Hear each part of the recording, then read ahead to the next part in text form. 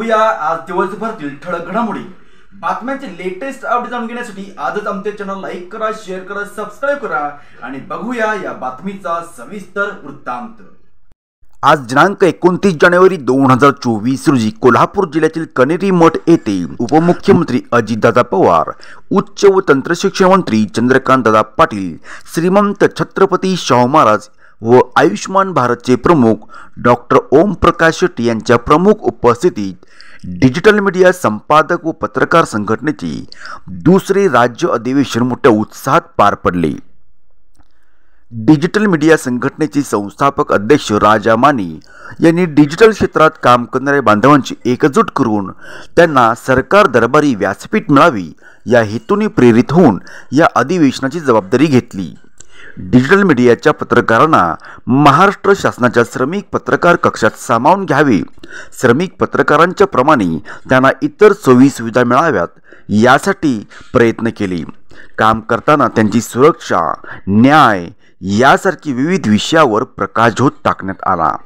या अधिवेशनावेळी राज्यातील सर्व डिजिटल मीडियाची संपादक पत्रकार बांधव, कोल्हापूर जिल्हा अध्यक्ष सुहास पाटील, भाऊसाहेब फास्के, प्रशांत चुईकर, धीरज रोकडे, डिजिटल मीडियाचे सर्व पदाधिकारी सदस्य यांचेसह आजी माजी आमदार खासदार उपस्थित होते। पाहूया यावेळची काही निवडक ध्वनिचित्रफित। अशा या डिजिटल मीडिया पत्रकार संघटना महाराष्ट्र या कार्यक्रमासाठी उपस्थित असलेले कार्यक्रमाचे अध्यक्ष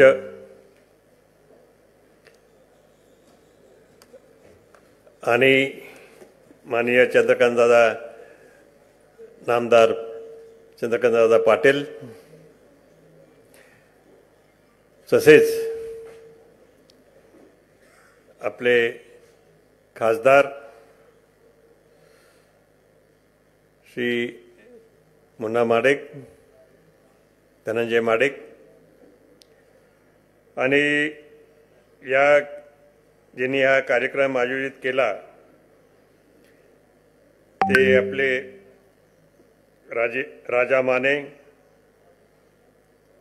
जे अध्यक्ष आहेत डिजिटल मीडियाचे महाराष्ट्राचे, आणि आत्ताच ज्यांनी अधिकारवाणीने खऱ्या अधिकाराच्या दृष्टिकोनातून जी माहिती दिली आणि बोललेत ते आपले डॉक्टर ओम प्रकाश शेट्टी। या डिजिटल मीडिया संघटनेचे सगळं सभासद आणि उपस्थित सर्व बंधू आणि भगिनींनो, आज आपण एका नव्या युगात आपण आलो आहोत, आणि ते म्हणजे digital India, digital media. Digital India असं होऊ शकतं, डिजिटल इंडिया असो किंवा डिजिटल मीडिया असो।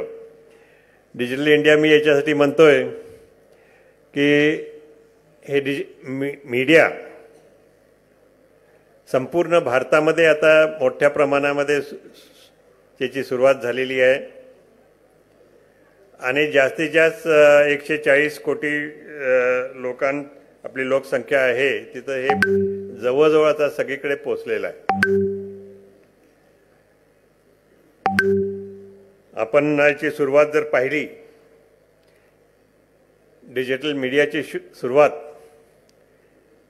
ते आपले माजी पंतप्रधान राजीव गांधी आणि त्यांचे एक अधिकारी होते सॅम पित्रोदा,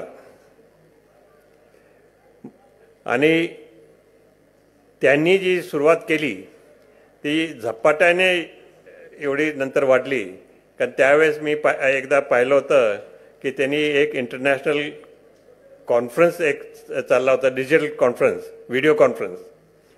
तेव्हा अमेरिकेचे अध्यक्ष, भारताचे पंतप्रधान राजीव गांधी त्यावेळेस एकमेकाशी मोठ्या स्क्रीनवर असे बोलत होते. तेव्हापासून याची सुरुवात झालेली आहे. आणि बघता बघता त्यावेळेस फक्त अमेरिकन प्रेसिडेंट आणि राजीव गांधींच्या यामध्ये हे चाललं होतं भाष्य. पण आता जर पाहिलं तर एवढं ते पसरलेलं आहे डिजिटल मीडिया की जवळजवळ संपूर्ण भारतामध्ये सगळेजण वापरतात आहेत. आणि याचा उपयोग एकमेकाशी संपर्क साधण्यासाठी होतोय, माहिती देण्यासाठी होतोय, चुकीची माहिती देण्यासाठी सुद्धा कधी कधी होतोय. पण मला असं वाटत नाही की सगळे चुकीची माहिती देत असतात. फेक न्यूज ही असतीच आहे. फेक न्यूज असती आहे. डीप फेक हे विशेष वेगळं तंत्र आहे. आणि त्यातून आपण आपली सगळे मंडळी अलिप्त राहिले पाहिजे. या दृष्टिकोनातून आपण आज इथं एकत्र आलो आहोत असं म्हटलं तर चुकीचं होणार नाही. डिजिटल मीडिया आणि एकंदरीत प्रेस तर आहेच आहे, पण डिजिटल मीडिया हे सगळ्यांचा मिळून एक चौथा स्तंभ आपल्या लोकशाहीचा आहे असं आपण म्हणतोय. आणि त्याप्रमाणे आपलं सगळं चाललंय. तर ह्या डिजिटल मीडियाच्या पुढे मोठी जबाबदारी आहे. आपण कोणी कोणी त्याच्याबद्दल ऐकलं असेल की जर्मनीमध्ये त्यांचे हिटलरचं एक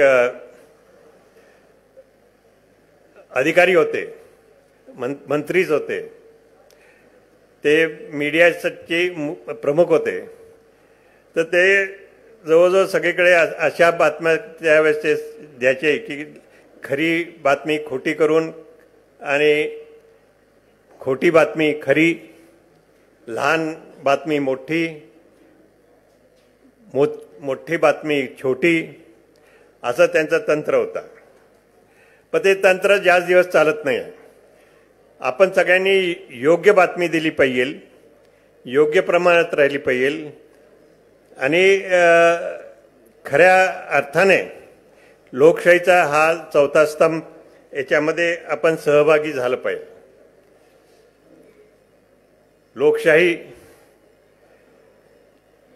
आपण जर पाहिलं तसं ही जगातली सगळ्यात मोठी लोकशाही आहे, मोठी जबाबदारी आहे. आणि ही जबाबदारी पेलणं सोपं नाही आहे. लोकशाहीसाठी आता लोकशाही चालवण्यासाठी मात्र नवीन तंत्र आता सातत्याने येत आहेत. डिजिटल मीडिया हे जेणेकरून जास्तीत जास्त लोकांपर्यंत हे पोचतंय. या माध्यमातून आपली भारताची उन्नती यापुढेही चालू राहिली पाहिजे, राहील अशी आम्हाला खात्री आहे. आणि आपले सर्व मंडळी जे आज इथं उपस्थित आहेत त्यांना एक तऱ्हेचं मान्यता, न्याय मिळणे जे आत्ताच मानेसाहेबांनी सांगितलं त्याची आवश्यकता आहे. आणि प्रेसला जी मान्यता आहे म्हणजे प्रिंट मीडियाला तशीच मान्यता किंवा ते खरं म्हणजे त्याच्याहून जास्त कारण आता जास्तीत जास्त लोक ह्या माध्यमाचा उपयोग करतात म्हणून तेवढ्याच मोठ्या प्रमाणात आणि तेवढीच योग्य प्रमाणात मान्यता याला मिळाली पाहिजे. त्यांचे नियम बरोबर झालेच पाहिजे. नियम करता येत नाहीत असं नाही आहे. कुठं कुठं थोडक्यात म्हणजे फेक न्यूज वगैरे होत असतील तर त्याच्यावर निर्बंध पाहिजे किंवा त्याची चौकशी तरी झाली पाहिजे. आणि ह्या तऱ्हेने या मीडियाचं काम कुठल्या तरी चौकटीत पाहिजे. आपल्या त्यांनी सांगितल्याप्रमाणे कधी कधी जी चौकट जी असते ती त्या चौकटीत आपल्याला काम करायचं असतंय, पण ती चौकट कधी कधी त्या कमी पडत असली, चौकट मोठी केली तर सगळ्यांचा समावेश याच्यात होऊ शकतोय. आपली चौकट जेवढी आपण लहान करू तेवढं योग्य होणार नाही. म्हणून चौकट आपली मोठीच पाहिजे, व्यापक पाहिजे, सर्वसमावेशक पाहिजे. अशा तऱ्हेने आपलं कार्य चालू पाहिजे आणि त्यासाठी सुद्धा सगळे प्रयत्नशील राहतील, यात काही प्रश्न नाही. आपले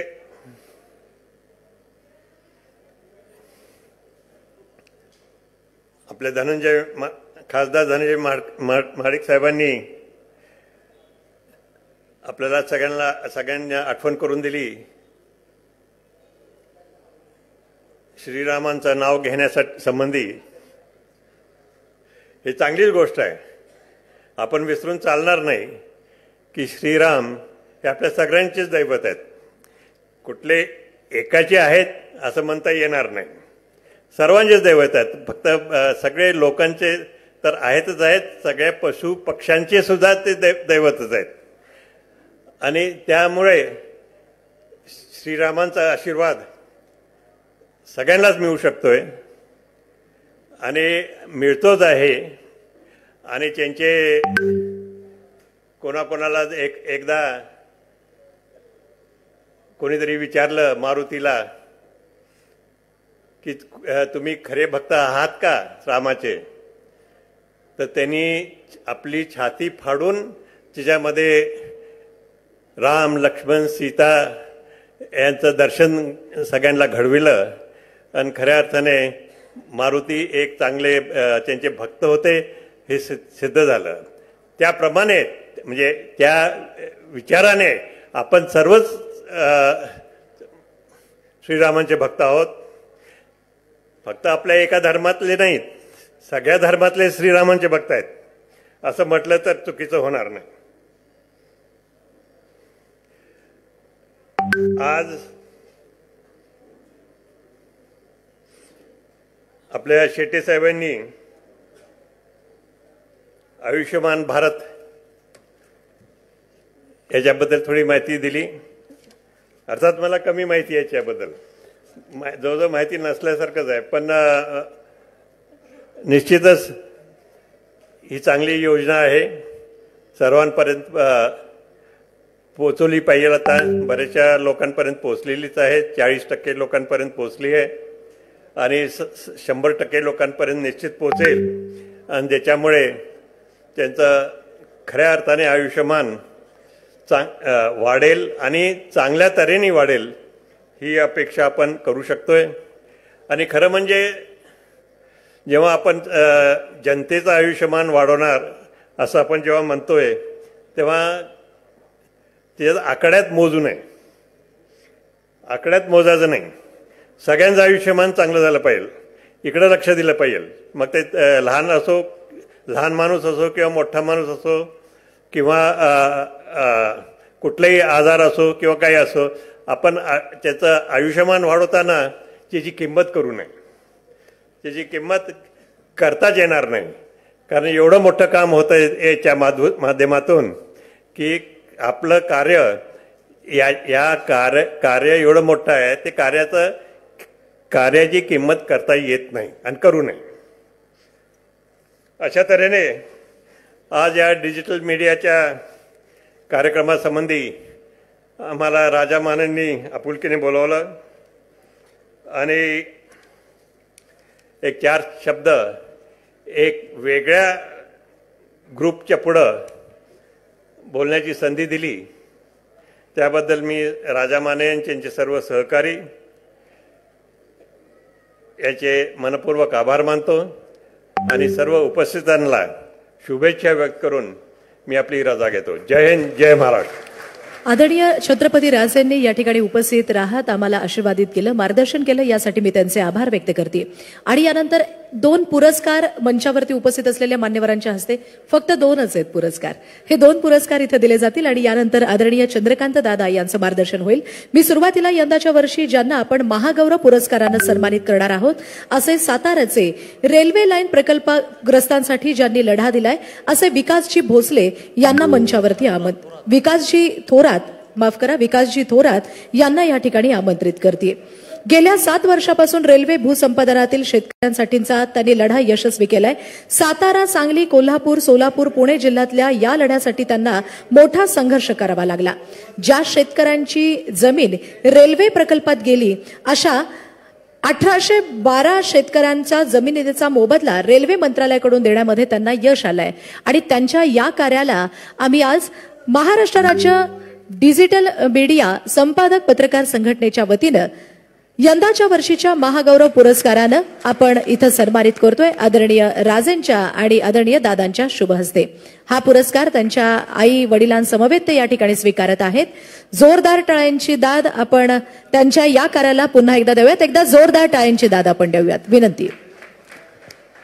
सगळ्या पत्रकार आणि छायाचित्रकार यांना मी विनंती करते, कृपया आपण मोबाईल घेऊन प्लीज कुणीही समोर येऊ नका, हात जोडून कळकळीची विनंती पुन्हा एकदा, आपल्या जागेवरतीच बसावं। यानंतर दुसरा पुरस्कार यंदाच्या वर्षी देतोय महागौरव पुरस्कार। पुढचा पुरस्कार यंदाच्या वर्षी पुणे इथल्या मुलाच्या नावानं आईचं नाव लावणं या चळवळीचे जनक असणाऱ्या डॉक्टर भारती चव्हाण यांना मी मंचावरती आमंत्रित करते। पुण्याच्या मानिनी फाउंडेशनच्या संस्थापिका अध्यक्षा, मानिनी फाउंडेशन या सेवाभावी कार्य करणाऱ्या संस्थेच्या माध्यमातून डॉक्टर भारती चव्हाण यांचं कार्य प्रचंड प्रमाणात विस्तारले गेलंय। विशेषतः महिलांना सन्मान मिळावा यासाठी मुलाच्या नावासमोर मातेचं नाव लावावं यासाठी त्यांनी राष्ट्रीय लढा उभारून सपोर्ट हर राईट ही चळवळ देशभर रुजवलेली आहे आणि यासाठीच भारत सरकारच्या राष्ट्रीय कृती विस्तार व्यवस्थापन समितीच्या त्या माजी संचालक म्हणून त्यांनी योगदान दिलेलं आहे, गुणवंत कामगार कल्याण मंडळाच्या त्या सदस्य म्हणून योगदान दिलेलं आहे आणि या माध्यमातून संपूर्ण महाराष्ट्र राज्यामध्ये महिलांसाठीचा हा लढा, त्यांच्या हक्काचा हा लढा त्या मानिनी फाउंडेशनच्या माध्यमातून लढतायत। एकदा जोरदार टाळ्यांची दाद उपस्थितांनी त्यांच्या या कार्यासाठी देऊयात, त्यांच्या कार्याचं गौरव या ठिकाणी करूयात। महागौरव पुरस्कार प्राप्त या 2 मान्यवरांना आपण इथं पुरस्कार देऊन सन्मानित केलं आणि इतरचे सगळे पुरस्कार आपण दुसऱ्या सत्रामध्ये देणार आहोत, याची नोंद घ्यावी। यानंतर आजच्या कार्यक्रमाचे अध्यक्ष आदरणीय नामदार चंद्रकांत दादा पाटील साहेब यांनी मार्गदर्शित करावं, संबोधित करावं अशी विनंती। संपादक पत्रकार संघटना महाराष्ट्र याचं पहिलं अधिवेशन भिलारला झालं, महाबळेश्वर जवळ, पाचगणी जवळ, त्यालाही उपस्थित राहण्याचा योग मला आला। आज दुसरं अधिवेशन कोल्हापूरच्या अतिशय पवित्र अशा स्थानी काळसिद्धेश्वर महाराजांच्या मठामध्ये होत आहे। त्याचा उद्घाटन समारंभाचा कार्यक्रम आता माझ्या बोलण्यानंतर संपेल। त्या उद्घाटनाच्या कार्यक्रमाला व्यासपीठावर उपस्थित आपल्या सगळ्यांचे आदरणीय श्रीमंत छत्रपती शाहू महाराज, व्यासपीठावर उपस्थित आधी लोकसभा आणि आता राज्यसभा या दोन्ही सभागृहामध्ये जे हिरिरीने आपले प्रश्न सामान्य माणसाचे मांडतात आणि त्या प्रश्न मांडण्यामुळे 14 ते 19 लोकसभा सदस्य असताना ज्यांना दरवर्षी संसद रत्न पुरस्कार मिळाला आणि आता राज्यसभेवर सुद्धा गेल्यानंतर सर्वसामान्यांचे प्रश्न मांडण्यामुळे त्यांना गौरवित केलं जातं असे खासदार धनंजय महाडिक आणि आपल्या सगळ्यांना त्यांना आवडणार नाही, कृष्णराजला आवडणार नाही, परंतु आपल्या सगळ्यांचा सध्या एक आयडॉल होत चाललेला कृष्णराज महाडिकचे ते वडील आहेत की जो अतिशय सकारात्मक डिजिटल मीडिया चालवतो आहे। त्याचा सन्मानही आहे। मला माहिती व्यासपीठावर उपस्थित महाराष्ट्रामध्ये 2014ला युतीचं सरकार आलं, माननीय देवेंद्रजी मुख्यमंत्री झाले, त्यावेळेला राज्यातल्या सर्वसामान्य माणसाला आरोग्य सुविधा चांगली मिळावी, मोफत मिळावी, त्यासाठी महात्मा ज्योतिराव फुले नावाची योजना होती, आजही आहे, ती आता आयुष्यमानमध्ये कन्व्हर्ट झाली पण त्या व्यतिरिक्त, कारण ती महात्मा ज्योतिराव फुले योजना ही काही लोकांसाठीच होती, प्रामुख्याने दारिद्र्यरेषेखालच्या खालचं कार्ड असणाऱ्यांना, आणि त्याचं आउटर लिमिट कॅपिंग सुद्धा 1.5 लाखाचं होतं. त्याचा उल्लेख ओमप्रकाशने केला. अशी काही ऑपरेशन ही 25 लाख 42 लाख असे असतात. अशा वेळेला मग सामान्य माणसाने काय करायचं? देवेंद्रजींच्या डोक्यात कल्पना आली की आपण खूप लोकांची कामं करतो, ते आपल्याला काही ऑफर करतात, त्याची एक परिभाषाही ठरलेली की हमारे लायक कुछ सेवा. मग देवेंद्रजी म्हणाले की हमारे लायक कुछ सेवावाल्यांची सेवा घेण्याचं एक ऑफिशियल प्लॅटफॉर्म तयार करू, आणि मुख्यमंत्री वैद्यकीय सहायता कक्ष नावाने त्यांनी लोकांकडून पैसे घ्यायला सुरुवात केली. पैसे असून उपयोग नाही, त्याची एक सिस्टीम लावावी लागते. ती ओमप्रकाश शेट्टींनी लावली, आणि 14 ते 19 मध्ये 550 कोटी रुपयापेक्षा जास्त पैसे लोकांकडून देवेंद्रजींनी मिळवले. आणि 550 कोटी रुपयापेक्षा जास्त याचं कारण ते दिसणारे पैसे होते, पण ओमप्रकाशने समाजातल्या वेगळ्या ट्रस्टच्या माध्यमातून पैसे मिळवणं. ज्या वेळेला सरकारी जागा हॉस्पिटलला दिली जाते त्यावेळेला 20% बेड हे गरिबांना द्यावे लागतात, कोणी देत नाही, ते त्यांच्या मानेवर बसून द्यायला लावणं. असं ॲडिशनली जे केलं ते 550 कोटीने 5,500 कोटी आहे, हे मी अगदी दाव्याने सांगू शकतो. अशी जी महाराष्ट्राच्या सर्वसामान्य माणसाला रिलॅक्स करणारी मुख्यमंत्री वैद्यकीय सहायता योजना सुरू झाली, त्याला ज्यांनी मूर्त स्वरूप दिलं, मग केंद्रात गेले, पुन्हा महाराष्ट्रात आले, आणि आता महात्मा ज्योतिराव फुले महाराष्ट्राची आणि आयुष्यमान केंद्राची याचं कॉम्बिनेशन करून 5 लाखाचा आरोग्य विमा महाराष्ट्रातल्या सगळ्या 12.5 कोटी लोकांना, 5 कोटी वार्षिक उत्पन्न असणाऱ्याला सुद्धा त्यांनी घ्यायचं की नाही ठरवायचं, अशी जी नवीन योजना सुरू झाली त्याच्यासाठी त्यांना दिल्लीहून आणलंय असे ओमप्रकाशजी शेटे. पत्रकारिता क्षेत्रामध्ये आपण जिथे आहोत तिथे आपला ठसा उमटवला पाहिजे, आपण जिथे आहोत तिथून इतरांना मदत केली पाहिजे, असं सातत्याने जे विचार करत असतात, आपल्यावर होणाऱ्या अन्यायाला संधी मांडतात. लोकमतमधून ज्यावेळेला राजीनामा देण्याचा विषय आला, मग त्याचाही मला असं वाटतं त्यांना आवडणार नाही, पण संदर्भ सांगायला पाहिजे, कारण त्यांच्या सगळ्या त्या वाटचालीत मी होतो. ज्यावेळेला कोविडच्या काळामध्ये आई आजारी असतानाही, सोलापूर लोकमतचे संपादक असतानाही त्यांना नागपूरला ट्रान्सफर केलं गेलं, तेव्हा त्यांनी मॅनेजमेंटकडे खूप विनंती करून पाहिली की बाबा आई आजारी आहे आणि मी आधी मुळात बार्शीला ती असते, मी सोलापूरला राहतो, आता तुम्ही मला नागपूरला पाठवताय. स्वाभाविक आहे, त्यांचे काही अडचणी असतील, मी कुणा वृत्तपत्र समूहाला दोष देत नाही, पण शेवटी त्यांनी राजीनामा द्यायचा निर्णय केला. माझ्या आठवणीप्रमाणे जवळजवळ 2 वर्ष ते काहीच करत नव्हते, अनेक ग्रुपमध्ये जॉईन होण्याचा प्रयत्न करत होते, पण आपल्यावर आलेलं आक्रमण, आपल्यावर आलेलं संकट याचं संधीमध्ये रूपांतर करणं आणि दुसऱ्यांना त्याच्यामध्ये सहभागी करून घेणं, पीपल्स पार्टिसिपेशन, अशा भूमिकेतून ते म्हणाले की जाऊ देत, आपण डिजिटल मीडिया यात काम करणाऱ्या लोकांना संघटित करू. जवळजवळ 5-1 हजार लोकांना त्यांनी संघटित केलं, त्यातले बांद्यापासून चांद्यापर्यंत 2200 लोक इथे येतील असं आता वाटतंय. आतापर्यंत नोंदणी 1400 झाली असं मला कळत आहे. तर ते संघटन त्यांनी बांधलं आणि लोकमतमधून राजीनामा द्यावा लागला ही त्यांनी संधी मानली. आणि तुम्हा सगळ्यांना आपले काही प्रश्न आहेत त्यासाठी आपली संघटना पाहिजेत, आपल्याला काही नियमावली हवी आहे त्यासाठी आपली संघटना पाहिजे, असं करून पहिलं अधिवेशन भिलारला बोलवलं आणि मी आणि शंभूराज देसाई दोघेही त्या अधिवेशनाला गेलो. असे ज्यांच्याकडे बघून पत्रकारांनी एका अर्थाने दिशा ठरवली पाहिजे, नाही तर आपण रडत बसतो, दुसऱ्यांना दोष देतो, असे आपले संस्थापक अध्यक्ष राजाभाऊ माने, की काळाच्या ओघात मी तुम्हाला एक सांगतो की सूर्य मावळतो पण पुन्हा सकाळी उगवतो, तसं आता ते फ्री प्रेस जर्नल नावाच्या एका 150 वर्षापेक्षा जुन्या ग्रुपचे संपादक झाले. मी परवा त्यांच्या वर्तमानपत्रात गेलो. इंग्लिश प्रिंट मीडियामध्ये फ्री प्रेस जर्नलचं एक मोठं स्थान आहे. आणि मी परवा ऑफिसमध्ये गेलो, खूप दिवसाची त्यांची इच्छा होती आणि मला खूप आनंद झाला. सगळी मॅनेजमेंट इथे आली होती, ती राजाभाऊंची स्तुती करत होती.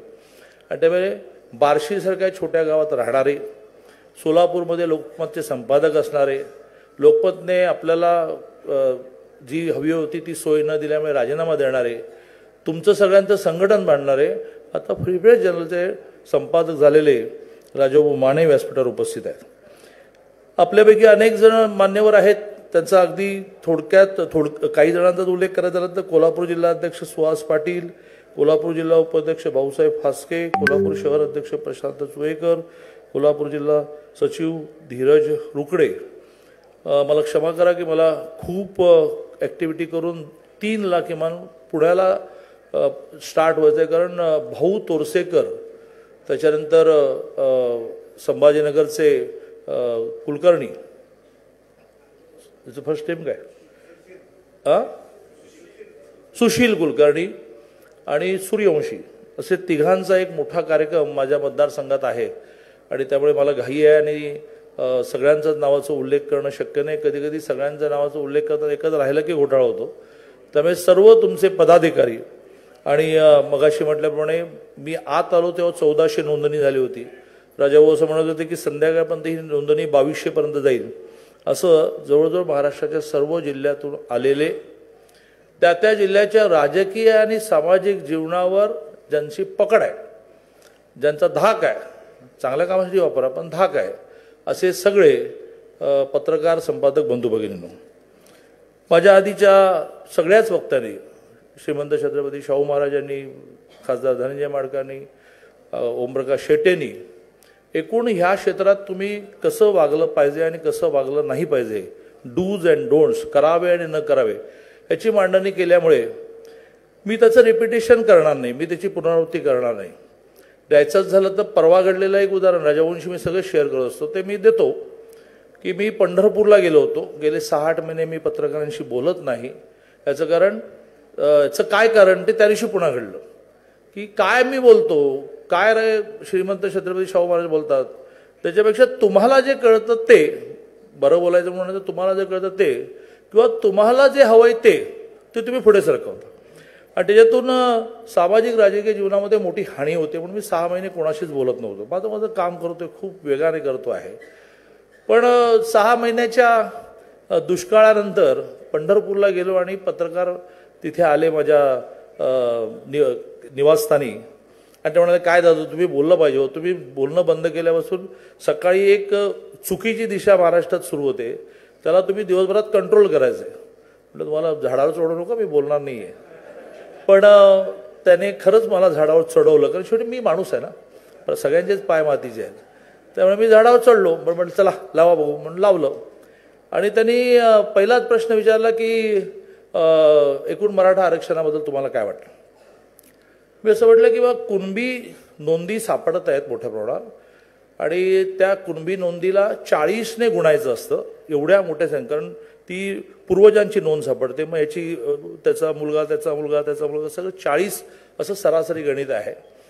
आणि त्यामुळे जवळजवळ काही लाख लोकांना कुणबी दाखले आता मिळतील. पण फार मोठ्या संख्येने मराठा समाज असा राहील की ज्याला मराठा म्हणून वेगळं आरक्षण द्यायला लागेल. त्याची योजनासुद्धा माननीय मुख्यमंत्री महोदयांनी सुरू केलेली आहे. मागास आयोग मोठ्या प्रमाणावर आता सर्वे करेल आणि सुप्रीम कोर्टाने का नाकारलं याचा विचार करून नीट रिपोर्ट करून त्या त्रुटी टाळून आपण नवीन कायदा करणार आहोत. आता इथे म्हणजे राज्यकर्त्याने सुद्धा डोकं अगदी बरोबर कॉन्सन्ट्रेट करायचं, काय विचारतोय आणि तुम्ही सुद्धा हा काय म्हणतोय समजून घेतलं. त्यांनी विचारलं की ह्याला किती वेळ लागेल. तर मी असं म्हटलं की बा मी उपसमितीचा अध्यक्ष आहे, 14 ते 19 माझा अनुभव असा आहे की ह्याला 1 वर्ष लागलं. पण ह्या वेळेला ते लवकरात लवकर करण्याचं, म्हणजे पहिलं वाक्य जे आहे ते काय, ह्याला 1 वर्ष गेल्या वेळेला लागलं होतं. आणि ह्या वेळेला ते लवकरात लवकर व्हावं असं मुख्यमंत्र्यांचा प्रयत्न आहे. फेब्रुवारीमध्ये, म्हणजे हे महत्त्वाचं वाक्य, फेब्रुवारी महिन्यामध्ये त्याच्या आधारे कायदा पण होणार आहे. वाक्य असं चालवलं गेलं की चंद्रकांत दादा असं म्हणाले की मराठा आरक्षण मिळायला 1 वर्ष लागणार आहे. आता मी म्हटलं की फेब्रुवारी महिन्यात अधिवेशन होणार आहे, ह्या फेब्रुवारीतच अधिवेशन होणार आहे, ह्या फेब्रुवारीतच कायदा होणार आहे. अधिवेशन दे, तारीख नाही सांगत मी आपल्याला, त्याची बातमी कराल पुन्हा तुम्ही. तर ते वाक्य राहिलं बाजूला की मुख्यमंत्री महोदय, हा एक वाक्य आणखी सकारात्मक जोडलं की गेल्या वेळेला केलेल्या सर्वेचा उपयोग होईल, त्यामुळे सर्वे लवकर होईल. दिवसभर मग झालं. मग लगेच एकाने जायचं असतं मनोज जरांगे पाटलाकडे, अपोजिशन म्हणण्याच्या दुसऱ्या एंडला जायचं असतं. दादा असं म्हणाले की 1 वर्ष लागेल, तुमचं काय म्हणणं आहे. आता मनोज जरांगे पाटलांचा माझा परिचय खूपच चांगला आहे. आता त्याचे दाखले मी देत नाही, पण ते म्हणाले की बरोबर आहे, दादा म्हणतात तर 50 वर्षे लागतील. झालं. मग दिवसभर टीव्हीवर इकडे मी म्हणतोय की वर्षभर लागेल, इकडे जरांगे म्हणतायत की दादा म्हणतायत म्हणजे 50 वर्ष लागतील. सगळे सामाजिक फॅब्रिक जे आहे ना ते तुम्ही पूर्ण त्याची वाट लावून टाकता, पूर्ण तोडमोड करून टाकता. त्यामुळे कसं वागलं पाहिजे ह्या विषयात बरंच मार्गदर्शन केले मी. लगेचच मी तुमच्यासाठी काय करू शकतो, मी म्हणजे समाज, मी म्हणजे सरकार, मी म्हणजे चंद्रकांत बच्चू पाटील नाही. तो काय, तो एका गिरणी कामगाराचा पोरगा, माझ्या वडिलांना रिटायरमेंटच्या वेळेला 1400 रुपये पगार होता. मी म्हणजे समाज काय करू शकतो, मी म्हणजे शासन काय करू शकतो. त्यातलं एक ओमप्रकाशने सांगितलं. मी राजेंना याची माहिती देतो की मगाशी बोलता बोलता मी उल्लेख केला की महाराष्ट्रामधला जो म्हणून नागरिक आहे त्याला ही 5 लाखाची सुविधा मिळणार आहे. फक्त त्याला कार्ड लागेल, ते कार्ड घ्यायला लोक थोडा वेळ लावत आहेत. त्यामुळे एका बाजूने माणसाला पूर्वी आपण काय म्हणायचो, रोटी कपडा मकान लागतं. ते दिवस गेले. त्याला रोटी लागते, त्याला कपडा लागतो, त्याला मकान लागतं, त्याला आरोग्य लागतं जे कोविडने लक्षात आणून दिलं, आणि त्याच्या मुलांना शिक्षण लागतं, पुढे जाऊन त्याच्या मुलांना नोकरी लागते, पण मग पुन्हा ते रोटीशी जोडलेलं आहे. त्यामुळे रोटी कपडा मकान या विषयाच्या बरोबरीने आरोग्य ही कोविडच्या निमित्ताने खर्चिक गोष्ट आहे असं लक्षात आलं, परवडत नाही असं लक्षात आलं. म्हणून समाजाने काहीतरी केलं पाहिजे, म्हणून सरकारने काही केलं पाहिजे. आणि सगळ्यात शेवटीचा मुद्दा मांडला मी, शिक्षण, की मुलाला शिक्षण मिळालं पाहिजे. त्याला शिकायचं की नाही त्याला ठरवू देत, पण त्याला शिकायचं आहे आणि माझ्याकडे पैसे नाही असं होता कामा नये. याही विषयामध्ये सरकार काही करते, समाज काही करते, त्याचा एका मिनिटात उल्लेख करून माझं बोलणं संपवेन. आरोग्याच्या बाबतीत मी तुम्हाला म्हटलं की सरकारने आता या महाराष्ट्रातला यच्च यावत 12.5 कोटी लोकांना 5 लाखाचा वर्षभर संपूर्ण कुटुंबाला आरोग्य विमा द्यायचं ठरवलं. केंद्राची योजना आणि राज्याची योजनाचं कॉम्बिनेशन झालं. शिक्षणाच्या बाबतीमध्ये आपण आतापर्यंत जे निर्णय केले त्यात 8 लाखापेक्षा कमी, आता 8 लाखापेक्षा वरती असणाऱ्यांनी करावं, 8 लाखापेक्षा कमी उत्पन्न असणाऱ्यांची निम्मी फी, अगदी मेडिकलची आणि डीम युनिव्हर्सिटीची सुद्धा 5 लाख असते ती, ही निम्मी फी सरकार भरतं, निम्मी त्यांच्या घरच्यांनी भरायची असते. पण परवा 2 महिन्यापूर्वी रात्री 2 वाजता मला मुख्यमंत्र्यांचा फोन आला की दादा आत्ताच परभणीला एका मुलीने आत्महत्या केली आणि चिठ्ठी अशी सापडली की माझ्या आईवडिलांकडे निम्मी फी द्यायला पैसे नाहीत. म्हणजे पहिलं वाक्य तिने एकनाथजींना, मुख्यमंत्र्यांना आभार मानले की तुम्ही माझी निम्मी फी भरता त्याबद्दल आभार, पण निम्मी फी भरायला माझ्या वडिलांकडे पैसे नाहीत म्हणून मी आत्महत्या करतो. मला मुख्यमंत्री महोदय किती संवेदनशील आहेत हे त्याविषयी लक्षात आलं. ते म्हणाले की मी तुला अशासाठी फोन केला आहे की तुला एखादा टास्क दिला की तू त्याचा दिवसभरामध्ये एकदम कन्व्हर्जन इन रिझल्ट करतो. मला महाराष्ट्रातल्या सगळ्या मुलींची अर्धी फी पूर्ण फी माफ करून पाहिजे. तू मला उद्या दिवसभरात काय करायचं सांग. मी दिवसभरामध्ये सगळी यंत्रणा लावली आणि त्यांना म्हटलं की केवळ मराठा समाजातल्या मुलींची निम्मी फी पूर्ण फी भरायची असेल तर 300 कोटी लागतील आणि सगळ्यांचीच भरायची असते, मग ती ओबीसी असो, ब्राह्मण असो आणि काय मुसलमान असो, तर आणखीन 700 कोटी लागतील, 1000 कोटी. त्यांनी फोन, त्यासाठीच मुख्यमंत्री व्हायचं असतं कारण मुख्यमंत्र्यांचा शब्द हा कायदा असतो. ते म्हणाले की दादा डन, इसको आगे लेके जाओ, फाईल तयार करा. आणि आता जूनपासून महाराष्ट्रातल्या तुमच्याच नाही सर्वांच्या 8 लाखापेक्षा कमी उत्पन्न असणाऱ्या मुलींची 100% fee engineering, medical, polytechnic, law सरकार भरणार आहे.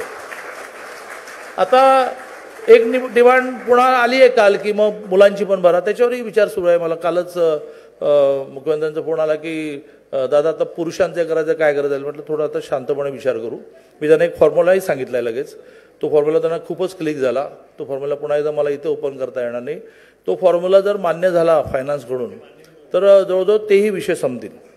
त्यामुळे जे 2 विषय राहिले, रोटी या विषयामध्ये सरकारने योजना केली, 80 कोटी लोकांना मोदीजी 10 किलो तांदूळ आणि 25 किलो गहू मोफत देत आहेत आणि ते कोविडमध्ये सुरू केले, आता 5 वर्ष एक्सटेंड झाल्या. कपडा ह्या विषयामध्ये सरकारची काही योजना नाही, पण आता महाराष्ट्राच्या वस्त्रोद्योग डिपार्टमेंटने योजना घोषित केली की आम्ही फेब्रुवारी एंडपर्यंत 26 लाख महिलांना एक साडी मोफत देणार आहोत, ज्यात यंत्रमागावर काम करणाऱ्यांना काम पण मिळणार आहे. घराच्या बाबतीत रोटी कपडा मकान मकानच्या बाबतीत आपल्याला माहिती आहे की 300 स्क्वेअर फीटचं घर एव्हाना मोदीजींनी 3 कोटी लोकांना दिले फ्री. म्हणजे फ्री म्हणताना निम्मे पैसे त्याचे निम्मे पैसे मोदींचे. परवा सोलापूरला मोदीजी आले होते आणि 15,000 घरांचं लोकार्पण झालं. आणि त्यामुळे त्या स्कीममध्ये बसण्याचा सगळ्यांनी प्रयत्न केला पाहिजे. आरोग्य आणि शिक्षण या विषयामध्ये करतायत सरकार म्हणून, पण थोडी समाजाने पण मदत केली पाहिजे.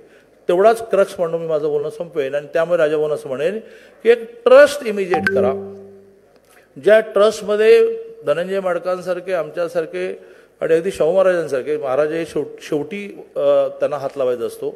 आणि त्यांना जेव्हा आपण हात लावतो तेव्हा ते कधी आपल्या रिकाम्या हाताने पाठवत नाहीत. आम्ही तुम्हाला ट्रस्टमध्ये वर्षभर तुमच्या 5,000 लोकांनी मुलींचं शिक्षण, मुलींचा खेळ जे करिअर होत चाललाय आणि तो कॉस्टली होत चाललाय, आणि आरोग्य विषयामध्ये जे लागेल आत्ता कोरा कागद घ्या आणि त्याच्यावर माझी सही घ्या. तुम्ही जे जे म्हणाल ते देण्याची मला काही नको असल्यामुळे खूपच ताकद आहे. आणि ती परवा राजाभाऊंनी सोलापूरला 100वा अखिल भारतीय नाट्य महोत्सवाचा ते अदृश्य राहिले, पण त्यांनी कोणाला तरी पुश करून मला स्वागताध्यक्ष व्हायला लागलं. ते मागे होते पडद्याआड. पण चांगलं झालं राजाभाऊ, खूप चांगलं झालं ते. तर त्यात त्यांनी पाहिलं की एका क्षणाला सगळे ते सदस्य माझ्या अंगावरून पडले की आम्ही काहीच गोळा करू, तुम्हीच कळा. आणि राजाभाऊ मोठे चिंतेत पडले की आता हे दादा कसं करणार आहे की ऑलरेडी मी पाहतोय की मकर संक्रांतीला तो काय करतोय, 22 तारखेच्या रामजन्मभूमीत काय करतोय. पण राजाभाऊंना खात्री होती की याची क्षमता लोकांकडे मागण्याची अशी निर्माण झाली आहे. आम्ही लिहिल्या 3 दिवसाचा नाट्य महोत्सव आटपून मी काल रात्री इथे आलो. आणि त्यामुळे मी तेवढी शेवटी सूचना करतो की या 5,000 पत्रकारांना आरोग्य, मुलींचं शिक्षण आणि मुलींचा खेळ या विषयात काही कमी पडू नये यासाठी तुम्ही ट्रस्ट करा. या ट्रस्टच्या माध्यमातून आपण ह्या सगळ्या, आणि त्याचं एक सेंट्रल कोऑर्डिनेशन करा. हळूहळू ते विभागीय करा की विभागाने जिल्ह्याने तुम्हाला ॲप्लिकेशन्स पाठवायची. तुम्ही म्हणायचं की हे आयुष्यमानमध्ये बसतं का, हे 20% धर्मादायमध्ये बसतं का. धर्मादाय म्हणजे मग सांगितलं की ज्यांना जागा गव्हर्नमेंट देते त्यांना 20% बेड्सचे मोफत द्यावे लागतात. तुम्ही म्हणायचं की बा तुमच्याकडे किती ट्रस्ट आहेत, 500 ट्रस्ट आहेत त्या माझ्या शेटेकडे की ज्यांना आम्ही पोर्टलवर टाकतो की आम्हाला 42 लाखवालं एक ऑपरेशन करायचं, पटापटा पैसे यायला लागतात. आणि मग तो म्हणाला तसं एका ऑपरेशनमध्ये 10 लाख कमी पडले ते मी दिले. एका मुलीचा, रिक्षावाल्याच्या मुलीचा पाठीचा कणाच अख्खा बदलला, त्याला 42 लाख खर्च आला.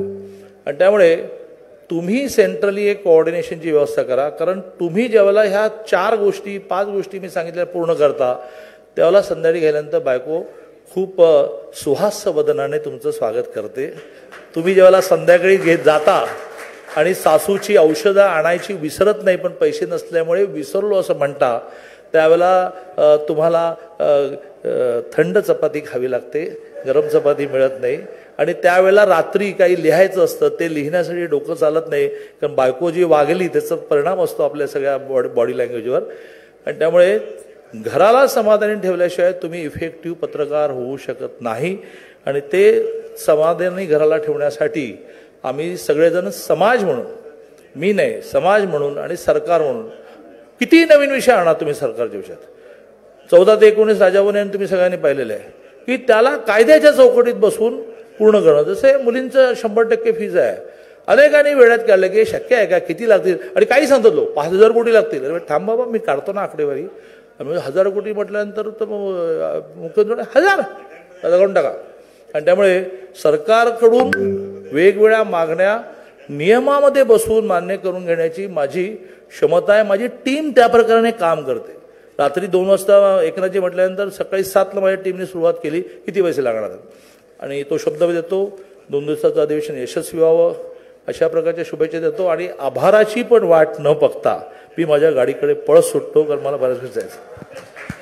दादाने सांगितलं की आभाराची वाट न बघता, तरी सुद्धा सभा संकेतानुसार कार्यक्रमाचा शेवट आभार प्रदर्शनानं होतोय. पश्चिम महाराष्ट्र राज्याचे अध्यक्ष विकास भोसले सर आभार प्रदर्शन व्यक्त करतायत. डिजिटल मीडिया संपादक पत्रकार संघटनेच्या वतीने घेण्यात आलेल्या या दुसऱ्या महाधिवेशनाच्या निमित्तानं सर्व मान्यवर, याचबरोबर चांद्यापासून बांद्यापर्यंत सर्व पत्रकार बांधव, याचबरोबर सर्व जिल्हाध्यक्ष उपस्थित राहिले, त्याबद्दल सर्वांचं आभार मानतो. आणि पहिलं सत्र संपलं असे जाहीर करतो.